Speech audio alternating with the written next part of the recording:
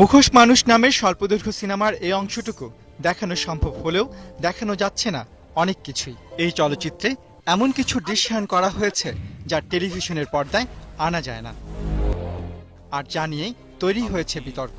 অভিযোগ উঠেছে সিনেমায় দেখানো অন্তরঙ্গ দৃশ্য দেশের সামাজিক প্রেক্ষাপটে গ্রহণযোগ্য হয় না। আমাদের সমাজের খুবই একটা ন্যাচারাল একটা স্টোরিটাকে এখানে পোট্রে করা হয়েছে। দুটো ফুল একসাথে এমন হয়ে গেল, দ্যাট মিনস তারা মা বাবা হয়ে গেল এবং সুখে শান্তিতে বসবাস করলো। সেই যুগ এখন আর নাই। এটা টিভি না, এটা শর্ট ফিল্ম।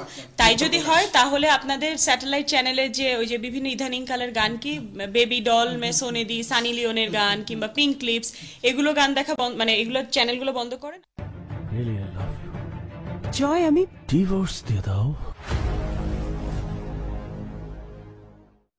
এমন অভিনয়কে সাহসী বলছেন কিনা প্রশ্নের উত্তরে এই জুটি পাশের দেশের উদাহরণ টেনে বললেন, চিরাচরিত অভিনয়ের বৃত্ত ভাঙার সময় এসেছে। সাহসী বিষয়ে হয়েছে কিনা আমি জানি না, আমার কাছে খুবই নর্মাল বিষয় মনে হয়েছে।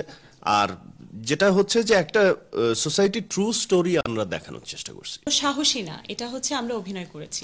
কিছু বাজে ব্লগ আছে, এটা সোশ্যাল মিডিয়াতে, এটা আমরাও জানি।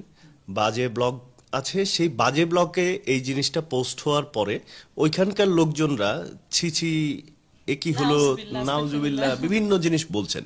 কিন্তু আমার কথা হচ্ছে যে সেই লোকগুলাই ওই বাজে ব্লগটাতে লাইক দেওয়া আছে। আমি একটা কথা বলবো, সেটা হচ্ছে যে আমরা যখন ইউটিউবে বসে আমরা বিভিন্ন অশালীন কিছু দেখি তখন সেটা দোষ হয় না।